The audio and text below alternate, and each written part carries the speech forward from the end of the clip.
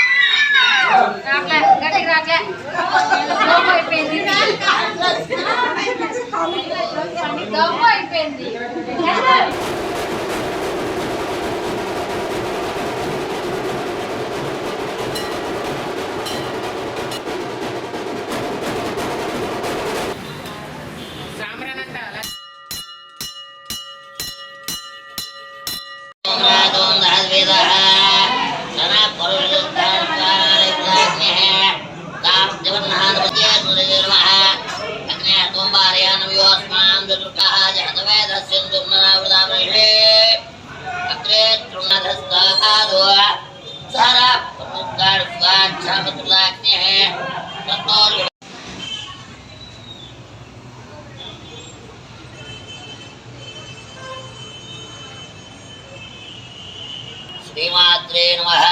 భద్రాచల పట్టణంలో RTC bus stand దగ్గర వేచేస్తున్న శ్రీ దుర్గామల్లేశ్వర స్వామివారి దేవస్థానంలో ఈరోజు అమ్మవారికి గాజుల అలంకారం, అలాగే ఈ యొక్క అమ్మవారికి బోనాల కార్యక్రమం జరగడం జరిగింది.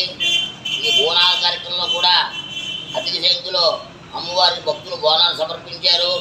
ఆషాఢ మాసంలో అమ్మవారికి చీర శారీ అని చెప్పి అంటారు.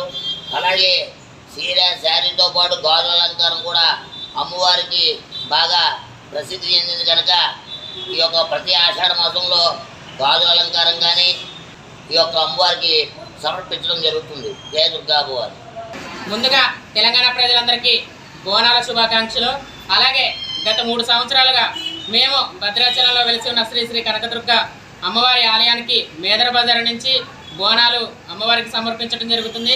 కావున దీనివల్ల అమ్మవారి బోనాలు సమర్పించడం వల్ల ఆరోగ్యాలు ఎటువంటి చికాకులు లేకుండా అందరూ కూడా సుభిక్షంగా ఉంటున్నారని ఈ యొక్క అమ్మవారికి బోనాలు సమర్పిస్తున్నాం. అలాగే అమ్మవారికి మా ఇష్టంగా ధూపదీప నైవేద్యాలతోటి అలాగే పాడి పంటలతోటి ఎటువంటి చికాకులు లేకుండా అమ్మవారి కృప ఎప్పుడు మాకు ఉండాలని ఆ కనకదుర్గమ్మను మేము మనస్ఫూర్తిగా కోరుకుంటున్నాము.